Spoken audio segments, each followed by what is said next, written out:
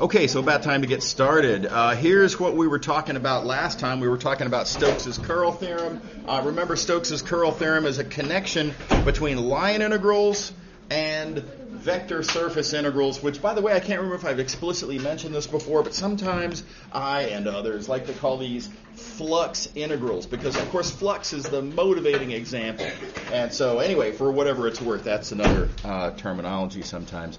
Okay, and in particular, not only can you use this to compute line integrals by turning them into, fingers crossed, hopefully easier surface integrals, you can also use this to make interpretations of what curl actually means. And in particular, we used an analogy with this idea of oriented density that we took when we were talking about the fundamental theorem of line integrals, right? And noted that structurally you can do morally the same thing with Stokes' theorem, and you get a nice interpretation of how to think about curl geometrically. Curl is a vector. Vectors have direction and magnitude. The direction is the direction around which, whatever rotation the fluid is doing, the direction of the axis around which the rotation is happening.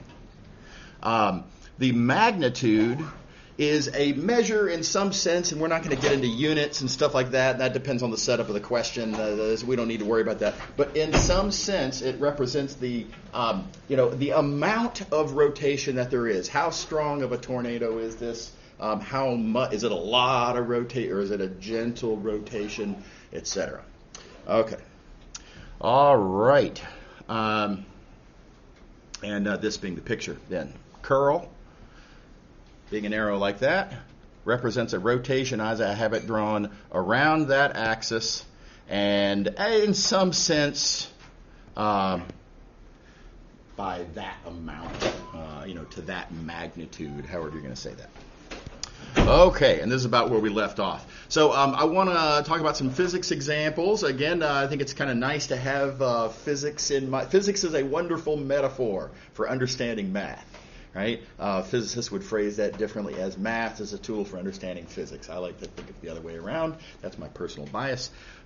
So now old news. We talked about this a long time ago, and that is that if you have a fluid, right, vector field representing the velocity of the fluid, then the vector field itself, after all, if the vector field is giving you the velocity of the fluid, well, the fluid is going to dictate the velocity of whatever it is that's floating in it, right? A little dead leaf, as I like to imagine, right? So the vector field itself tells you how fast the leaf is moving.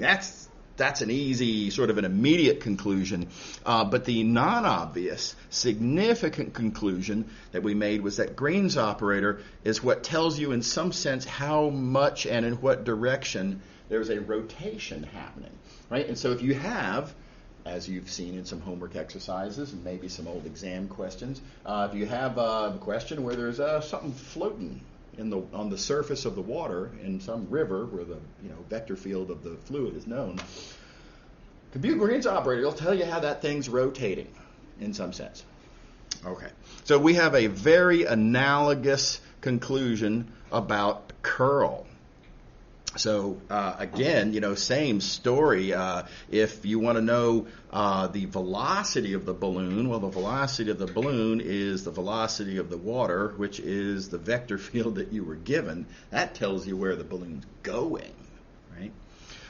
But if you want to know how it's rotating, curl tells you, in some sense, both things that you might want to know about this floating balloon. So on the one hand, it's going to be, if it has a rotation that's happening, that rotation will be around some sort of an axis.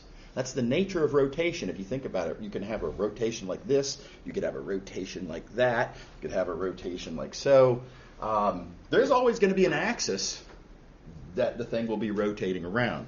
And that axis is given by, making a color choice here, the axis of the rotation is given by the direction that the curl vector is pointing, as we discussed, right? And then the magnitude of the curl gives you the rate and telling you, again, is it rotating quickly? Is it rotating slowly? That sort of thing. Okay. Everybody see the analogy between these two physical interpretations? All right? Okay. All right. Okay, so here's another physics application. This one a little bit more, equation-y. You could probably kind of guess what's about to happen just noticing, as I'm sure you already have, this little sort of rectangle of equations that I've written down here, right? This is structurally looks just like what we were talking about with some physics applications of divergence. Oh gosh, a ways back. Yeah, this business. So we already observed that there are some clever arguments you can make with the divergence theorem to help you understand gravity and electric fields. And the divergence theorem is the thing that makes that work. Right? Okay, so going back to where we were. Here we go. So different physics here. Let me set up the physics. So we have, let's see here, what we call a flow of charged particles, sometimes called a current field. Now let me talk about that real briefly. A lot of y'all have probably heard of current, right? If you have a wire, right, some sort of a circuit maybe, right? But if you just have electricity flowing in a wire, current tells you how many charged particles per unit time are flowing along that wire past a particular point, right? So the common interpretation of current is that it's confined in a wire and you're just looking at a particular spot in that wire and clocking how many charged particles per unit time are moving. So a current field sort of opens that up to the possibility that maybe it's charged particles that are not confined in a wire. Maybe the charged particles are just moving kind of freely in space. And things get weirder a little bit when you do that. Anyway, here's the empirical reality, and don't look for the why on what I'm about to say. This is just a that. This is just the what we happen to have noticed about this physical world that we live in, right? This is just cause. This is end of story. And here's the thing. A flow of charged particles creates a magnetic field, what we call a magnetic field. And the nature of that is that it's kind of, kind of like this, or at least this is what it would be in the picture that I've drawn. There is the magnetic field is kind of, I'm going to say, rotating around the current field. No, that's just, again, don't ask me why. That's what we've noticed. Yep. Okay, so that in mind, what we can do is we can set up suppose you had a actual wire, not that it has to be, but suppose you have some sort of a closed curve like this, right? And then suppose you were to think about the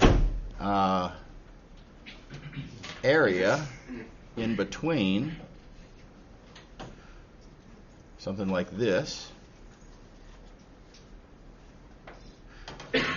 Well, there are a couple things that you can ask about the current field J and the induced magnetic field B. One thing you could ask is, all right, let's talk about this current field. This current field, there's a bunch of charged particles flowing around. Some of those charged particles are flowing through this surface here, right? And you can talk about what is the sort of overall rate in that surface that charged particles are flowing through the surface. And so this is sort of the free form, no wires version of current. Right? Charged particles per unit time. Right? Now another thing you can talk about perfectly reasonably is you can talk about the magnetic field, and keep in mind the magnetic field is the one that I have written in light gray, in the sort of the background here. It's the one that's kind of going around. And you could ask very reasonably, what is the circulation of the created magnetic field? around that closed curve, around that boundary of that surface. Okay. All right, these two things you can just write down. You can just measure them. And it turns out they are proportional to each other. Now, again, don't look for why. This is a that thing, not a why thing. But this is empirical. So how about that? There's a relationship between current and magnetic circulation. Weird. Okay. So having made that observation, you can write down an easy equation. That current is a flux of the current field through your surface. That's literally the definition of flux, right? Current being the amount of flow of particles going through a surface per unit time. That's exactly what we intended when we made this idea of flux, right? So writing the flux as being the surface integral of the current field. This is old news. This is a chapter 5 thing. Excuse me. This was earlier in chapter 7. But so anyway, this is old news. That's what flux is, except, of course, for the constant that we have on both sides of the equation. It's an empirical constant, nothing to worry about. And then for the circulation, we can just write down Stokes's curl theorem, right? So right where Gauss's divergence theorem was the sort of the cornerstone little magic trick that makes that last link that allows you to draw a powerful conclusion. Stokes's theorem is playing that role here instead of Gauss's theorem. But once you write that down, you get this really nice conclusion right here, and that is that the current field itself is the curl of the magnetic field. All right. So again, we have sort of two equations, seemingly different equation. One is about current and magnetic circulation. One is about the current field and the magnetic curl. So seemingly different things, right? But again, these two equations are heavily related, all thanks to Stokes's curl theorem, right? And so for this reason, in the same way that we, remember the analogous thing we talked about when we were doing electric fields, they're different equations, but they're also kind of the same equation. They're intimately connected by Stokes's curl theorem here. And so these get referred to as well as being the same of Maxwell's equation. These are kind of sort of different versions of the same equation. This is what I would call Maxwell's fourth equation. So, strong utility there of Stokes's theorem. Okay. All right, so it's good to be aware of that. And those of you who are or will be doing E&M somewhere, past, present, or future, this can be a really useful observation. All right, now let's rewind again. Back to Green's theorem. We wrote down what we called a local test, and the idea of the local test is that if you have a vector field that is a gradient, it turns out that that is simultaneous with that vector field being irrotational, namely that Green's operator is 0. Remember, Green's operator tells you how much the fluid is rotating. Equals 0 means there's none of that. Ir as a prefix means there's none of that. I mean, the language is very natural. Okay. So how did we see that? The way we saw that was to first write down all the different things we already knew about gradients. Right? Gradients are path independent. Path independence or gradient. Path independent can be phrased a couple different ways. That's all old discussion from chapter 6. And then we write down this observation here that if there's a scalar valued function and all of its double integrals are 0, well then that scalar valued function has to be 0, right? I mean, what other function? Right, as long as we're restricted to continuous functions. What other function could have all of its integrals be 0? It just doesn't make any sense. So, two seemingly separate observations, but then we notice that Green's theorem connects them, because Green's theorem is what says that closed line integrals are double integrals of Green's operator. Right? And so that's what allows us to make the connection between these, what I have circled in dark blue and what I have circled in orange, and thus what allows me to make the connection with the local test. What allows me to conclude that, look, if you want to know if your vector field is a gradient, just compute Green's operator and see if you get 0. Right? Okay. All right. So I made a hand-wavy reference at the time to there being a similar theorem in 3 dimensions, namely a local test, namely, I guess I'll go ahead and scroll all the way here, but if you want to know in 3 dimensions if your vector field is a gradient, such as for perhaps maybe you want to be able to make a path independence argument, or maybe you want to be able to, should I even bother trying to find an anti-gradient? Right? Is there an anti-gradient? Then all you got to do is a different local test. For 3 dimensions, look at the curl. See if the curl is 0.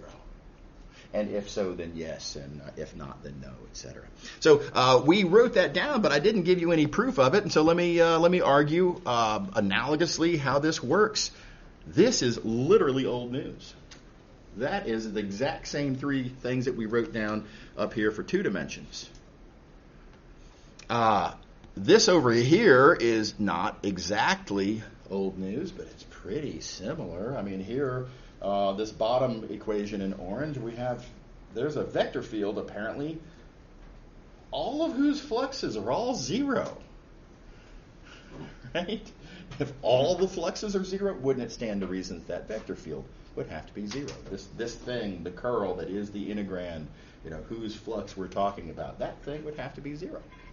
So very, very similar, sort of, 3 connected ideas on the left, 2 connected ideas on the right. And now, of course, we're in 3 dimensions. We don't have a Green's theorem exactly, per se, but we do have something really closely analogous, and that is Stokes's curl theorem. And you see right here, Stokes's curl theorem is the perfect thing to connect the left side to the right. Stokes's curl theorem is the thing that says that, closed, boundary circulations are a flux of curl through the interior surface. Highly, highly analogous argument. And again, different players, totally different players. We're talking about curl, not Green's operator. We're talking about flux, not double integral. It's in 3 dimensions, not 2 dimensions. Yeah, totally. It's different. But, oh my gosh, it's analogous. Right? Okay. All righty. How we doing? Everybody happy? All right. Okay, new idea. Another analogy. So another rewind before we push forward. Y'all will recall path independence. All right, so let me go through and remind you what path independence is. So a vector field is path independent, and I've already forgotten what colors I decided I was going to use. Let's see here. Let's use dark blue. Okay, a vector field is path independent. This integrand, that is path independent. If whenever you have 2 curves, C1 and C2, 2 curves that start at the same point, end at the same point, namely their boundaries are equal to each other, right? Any 2 curves that start and end at the same point. Path independence means that these line integrals will be equal, namely the line integral along C1 and the line integral along C2 will be equal. So, said differently, as long as you fix the boundary, as long as you fix these boundary points, use any curve you want. Doesn't affect the value of the line integral. The line integrals of this vector field do not depend on the path other than the starting and ending points. And thus the term path independence. Okay, does everybody remember this idea of path independence? And while we're here, let me point out a different phrasing is to observe that if you look at this curve that goes, sort of all the way around, In other words, if you look at the difference of those two initial curves, notice that that is a boundary, right? And further notice that an alternative rephrase of path independence is that these closed line integrals, namely these circulations, are all zero. Okay, that's all, again, old news. We saw this a long time ago. Well, we saw this a few, I don't know, a week ago, something like that, but old news. There is a one dimension higher version of this called surface independence. It's really, really similar to path independence. Okay, so here it is. Let's talk about it. And again, just for dramatic purposes, I'm going to try to use the same colors that I used up here. I hope I remember that color scheme. What does it mean for a vector field to be surface independent? Well, again, we're going to look at a vector field. This time we're going to be thinking about fluxes, right? Is that cool? Y'all have a question? Okay. Surface independent. So what does surface independent mean? Really analogous, and that is if you have the one surface and the other colors. You have another surface, and if these two surfaces have the same boundary meaning, now in this case, a curve kind of goes around the sort of the, if you will, equator, as I have this kind of thing, this little lump drawn, right? That's where the surfaces kind of glue together, right? Okay, wait a second, just for analogy purposes, up here we were talking about two curves with the same boundary points and comparing their line integrals. Here we're looking at two surfaces with the same boundary curve, and we're going to be comparing their line integrals. And the lovely punchline, exactly what you would hope, is that the flux through the first surface and the flux through the second surface are going to be the same. And now let me again try to get this all on the same page so we can get that. Here we go. Right. Now, I like analogy of layout, and I find the colors to be useful. I don't know. This is how my eyes work. But exact same layout. Right. Color scheme is identical. This is the same idea. Really, morally, it's just one dimension higher. It's surfaces with a common boundary curve instead of curves with a common boundary points. Right.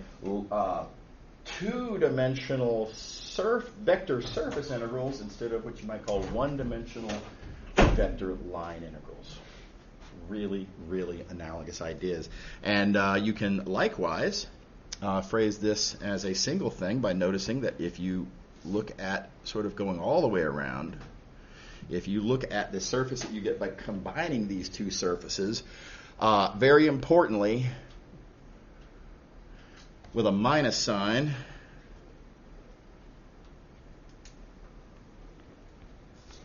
right? The minus sign, of course, now in this case down here, I mean, this is a little bit geometrically challenging. You got to take a moment, take a deep breath, and think through the geometry here. But if I want this orange surface to be oriented outward, notice that my first S1 surface was oriented outward, but S2 was oriented inward. And wait a minute, that seems incompatible, right? Why is S1 outward and S2 inward? Well, said differently, S1 is upward and S2 is upward. Or even more to the point, S1 and S2 have to give you the same boundary on their shared boundary curve. Anyway, that said, this surface going around the outside is the boundary of the solid on the in the middle, and you can rephrase surface independence as closed fluxes are zero. Okay, so it's a really cool fact that path independence generalizes. And this is, it's always struck me as weird, at least since I first learned about surface independence. I don't know, let's not talk about how long ago that was. But why don't more multivariable calculus books talk about surface independence? Most of them don't. It's super weird. It's really useful computationally, right, in terms of getting answers, right? But practically speaking, it's extremely useful and very important idea, and it just gets sort of omitted a lot. So anyway, you'll notice that this idea of surface independence is part of our course curriculum. It is on the content syllabus. It's in the included material column, right? So it's not in the book, again, as I've complained, but it is part of our course. Okay. Yeah, question? Can you explain the S2 being oriented inward and why that? Yeah, that's right. It's a little bit weird. Let me zoom in on this picture here so we can see a little bit better. And let's see here. Let me color code a little bit more. I'm going to use the pencil here to note. So S1, right, oriented upward. S2 oriented also upward. Right, now, what a lot of students like to do, tempting but in fact bad question, is to try to compare S1's orientation and S2's orientation. This is a great question, by the way, thank you. Tempting to say S1 and S2 have the same orientation because they're both upward. Tempting to say they have opposite orientations because one's outward, one's inward. The answer is, the question doesn't make sense. You can't compare orientations on different surfaces. On any given single surface, you can talk about the two possible orientations, and there are opposite orientations, and there are same orientations on a given single surface. But these are different surfaces. It's total apples and oranges. There is no comparison, right? So, I mean, you could try to make up a sense of what we mean by same. And in particular, you can talk about, all right, well, they do have a common boundary curve, so let's talk about what orientation do we get on our boundary curve from S1. And the answer in this case, as I have it drawn here, S1 would be oriented, S1's boundary is oriented that way. And if you look at how S2, the inward one, right? If you look at how its boundary is oriented, well, it's also that way. It's the same way.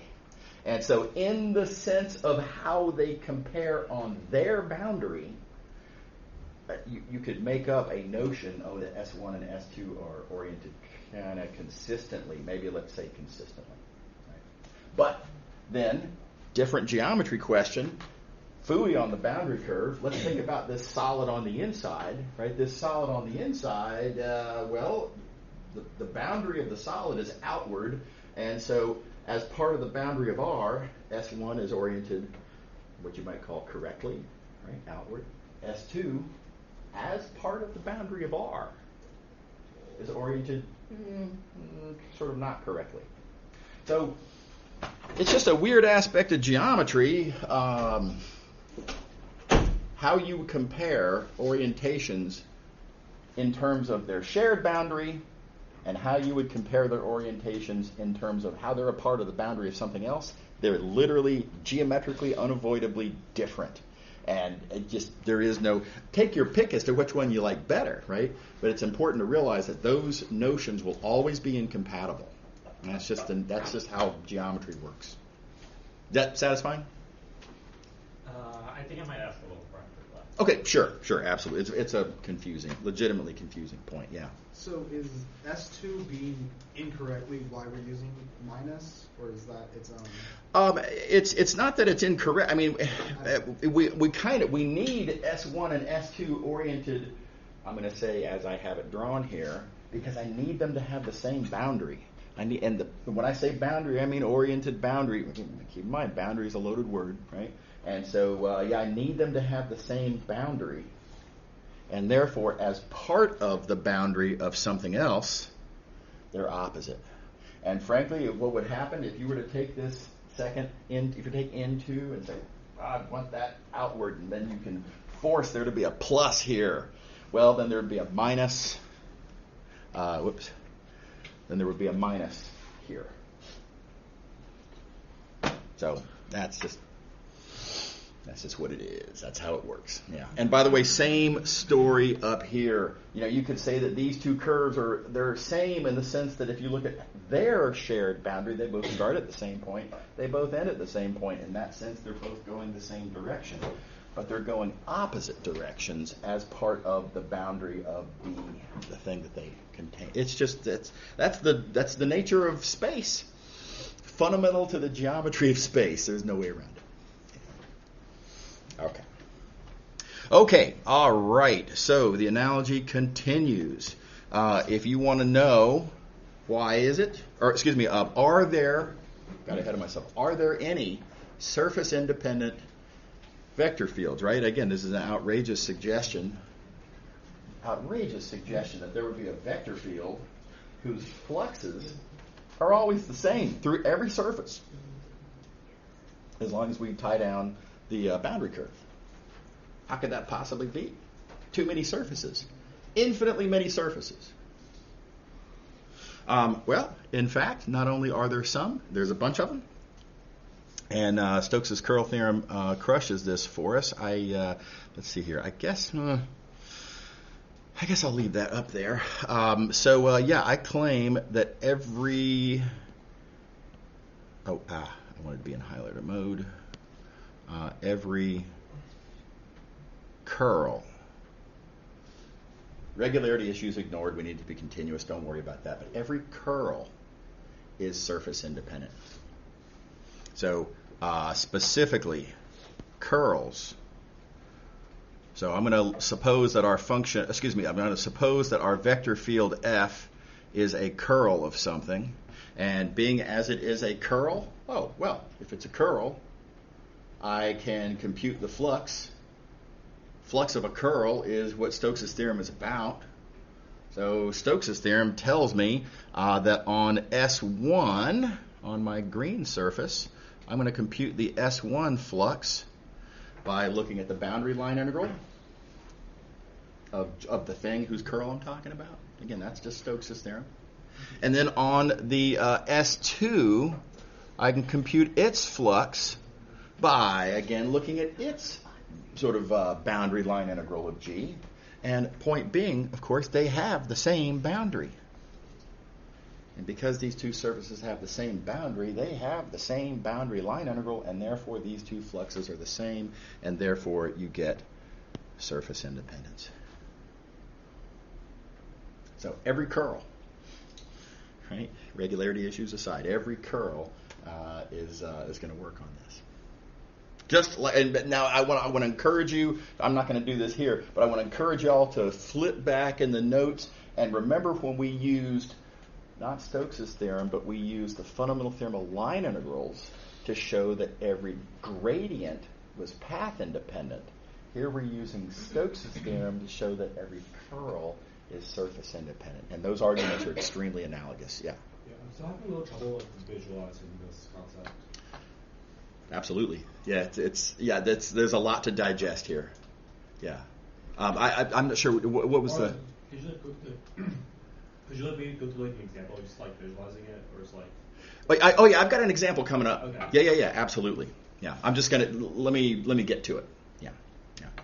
Okay. All right. Real quick. Let's see here. I'm gonna get rid of all this stuff up here because it's distracting.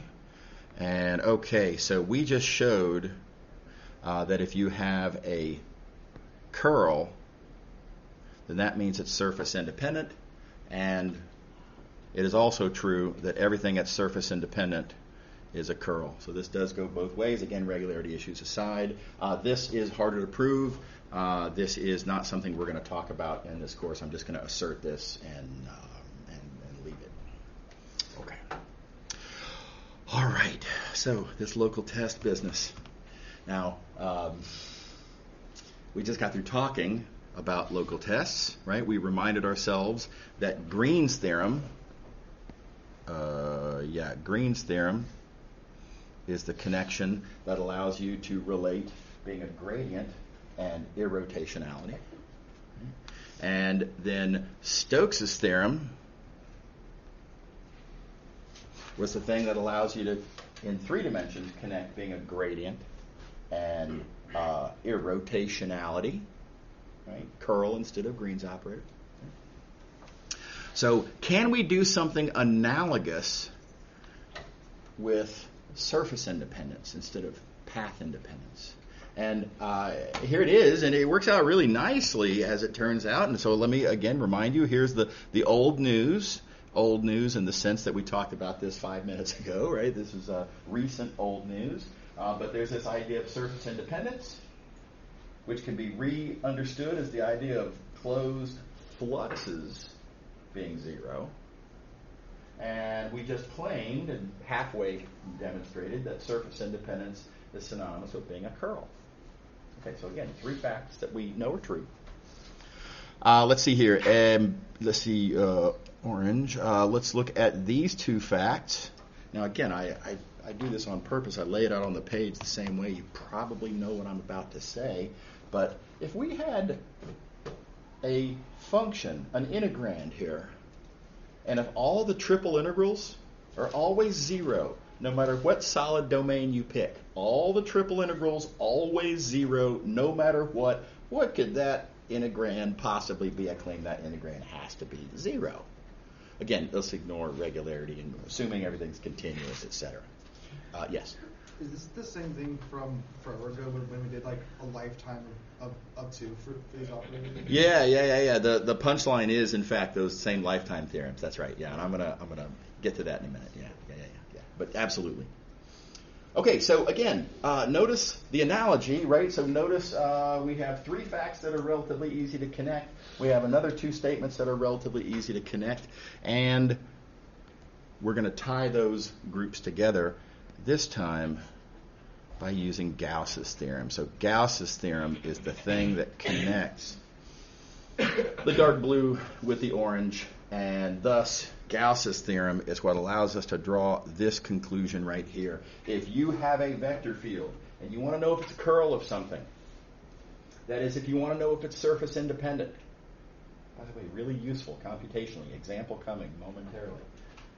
You want to know if you can use surface independence or if there is an anti-curl for whatever reason, local test. Just compute the divergence. See if you get 0. Okay. All right. So let's see an example of this in action now. Okay. So we have, here's the question. Oh, gosh. Here we go. We have the following question here. We want to compute a flux. I'm going to point out, as I have several times in the past, and I'm sure I will more in the future, notice this question does not announce itself as to which method you should use. Right? So as in life, right, at engineering life, computations don't tell you, they don't come with, and by the way, compute with the following tool, right? So you have to decide what tool you want to use, and we have various tools for how we can compute fluxes. So for example, you can parameterize this surface. Check it out, it's a graph, it's not even hard to parameterize. Right, but you are going to be dealing with a lot of polynomials, and there's a lot to compute, even best case. So, suboptimal. But you could parameterize. You could try to use Gauss's divergence theorem. You have to think through whether it applies, right? That's a worry, but nevertheless, that Gauss's divergence theorem can be used to compute fluxes. This is a flux. Seems like they'd have a chance. Conceivably, you could use Stokes' theorem because Stokes' theorem is about a flux, relating it to a line integral. Turns out none of those work. Let me try to explain what, well, the parameterizing does. But the 2 big gun theorems do not work. This surface is like that. It is not closed on the bottom. Now, this is a little bit of a geometry challenge. This is a geometry circumstance where you can accidentally confuse yourself with your own picture. It's very easy to do. This is a very dangerous situation. You can get dramatically wrong answers. Even worse, you can accidentally write down dramatically wrong reasoning. right? If you don't notice the little geometry landmine here. And so in particular, here's how this works. I look at this equation right here. Let's see here. Let me get rid of the thing. That equation gives me a paraboloid. Right? And then this says I want the part where z is greater than or equal to 0, and of course they intersect kind of like that. And it'd be tempting to, you look at this resulting picture and you can kind of see sort of a solid in here, and it's tempting then to think that your surface includes both the top up there and the bottom. The picture seems to suggest that, and it is wrong. And it's dramatically wrong, and it's importantly wrong. Because look at the way this is phrased. S is part of the paraboloid. There's the paraboloid. What I have labeled as S2 down here, that is not part of the paraboloid. S is part of the paraboloid, right? So, this business over here about z greater than or equal to 0 is just clarifying which part of the paraboloid, right? It's the part of the paraboloid up here, but it does not include the bottom. Does that make sense to everybody? Question? Right? If I wanted to include the bottom, I'd have to phrase this differently. If I wanted to include the bottom, I'd have to say S is the part of the paraboloid with z greater than or equal to 0 combined with the part of z equals 0 inside of the paraboloid. Two separate kind of pieces of surface, and that's not what the question says. Okay, so heads up on that. You got to be really, really careful to interpret the question correctly. It's just, I don't know how to say it. It is geometrically challenging. And by the way, just to be clear, that is kind of what multivariable calculus is. Multivariable calculus is, among many other things, being able to think about multivariable calculus ideas in space in 3 dimensions, and correctly. So anyway, something to worry about. So can I use the divergence theorem given that my surface is like this? Well, no, I cannot. Gauss's divergence theorem does not apply. Gauss's divergence theorem only talks about closed surfaces, in particular surfaces that are boundaries of things. There's not a boundary of anything. Right, this is an upside down cereal bowl. The cereal falls right out. Does that make sense? So if you write down Gauss's divergence theorem, it's just importantly wrong. It doesn't work at all. Okay, please be real careful about that. Okay, so what are we going to do instead? Now, again, you could try to make an argument where you say, hey, I'm going to understand this boundary curve, and I'm going to use Stokes' theorem to find what the vector field would be that I could instead compute as a line integral along this boundary of our surface. And that would be all well and good, except that vector field you would need to compute the line integral of is the anti-curl.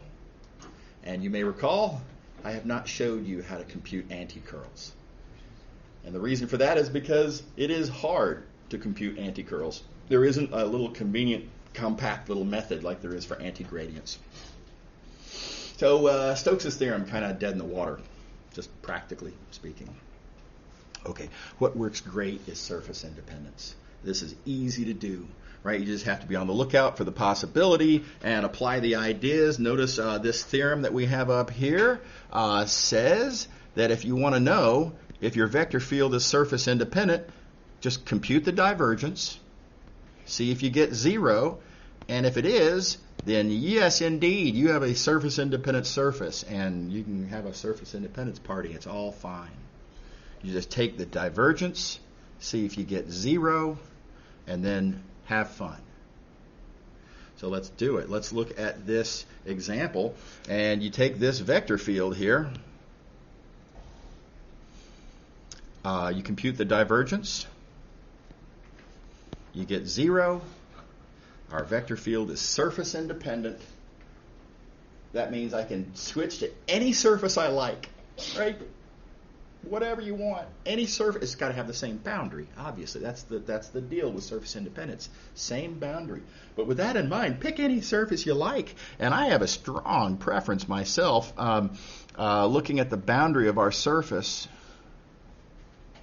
this being that boundary, I can pick any surface I want. I'm going to abandon that one. That one's all curvy and stuff. There are a million other options. I could try to look at some surface like that, or I could look at some surface like that. All your options, right? But what's the easiest? Looking at this boundary, ignoring what was given in the question. What's the easiest surface that has this as its boundary? Well, I'm going to have to go with that sort of solid ellipse down there. That's by far the easiest. Is that cool?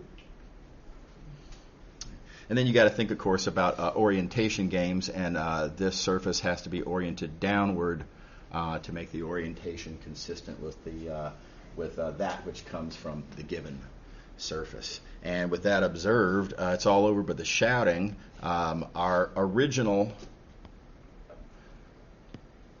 surface flux we were asked to compute.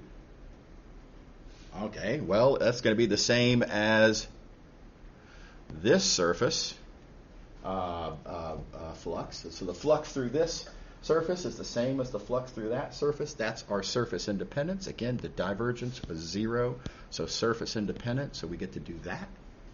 And now the question has dramatically changed. Right? This question that was, kind of nasty with a curved surface and everything. Oh, no, now we've got a surface that's just flat. It's flat. It's easy to write down what the normal vector is. The normal vector is just 0, 0, negative 1. You can write your vector field. Of course, that gets plugged in. This vector field there. Easy dot product, right? 0, 0, negative 1 dot. This business, the xy times the minus 1 is all that there is. And now we have a scalar surface integral with a highly symmetric integrand. And on this surface, this integral is 0 by symmetry. And notice we never had to get our hands dirty, right? I never had to compute a bunch of computations from this surface. I never had to deal with any of the ugliness in this vector field. Just take the divergence, see if it's 0. If it is, declare victory on surface independence, and then pick your favorite surface. Super powerful. Really powerful. I use this a million times in my physics classes way back when. And I suspect y'all will get a lot of good out of this as well in your engineering, mostly, classes. Okay. All right. Yeah, question? Yeah, so Stokes' theorem, I should have a surface that is not closed. That's what he said, right? Stokes' theorem is about a surface, it applies kind of what you might call trivially if the surface is closed, because then the boundary is just nothing. And so you'd have but go ahead. Yeah, because I'm thinking about the comparison between Gauss' theorem and Stokes' theorem. So Stokes' theorem, I'm calculating the circulation, right? Yeah. That's something that is entering and getting out of the surface. Uh-huh. Gauss' theorem, what is inside of the surface? Yeah, I think it's I think that's a backwards way of looking at it, if you don't mind. So don't think of it as how do these theorems relate to surfaces. Think about it as what's the inside and what's the boundary. Right? So with Gauss's theorem, we have a three-dimensional solid, and then the boundary is the surface. Okay. Right? With Stokes' theorem, the inside is the surface, and then we're thinking about its boundary, which is some curve. Okay. So solid has a boundary surface. Surface has a boundary curve. Got it. And so, technically both involve surfaces, but in kind of opposite ways. Yeah. Got it. Yeah. Okay. All right, let's see here. And we are out of time, I'm sure. So let's call it a day right there. And picking up here on Friday. Y'all have a good one. See ya.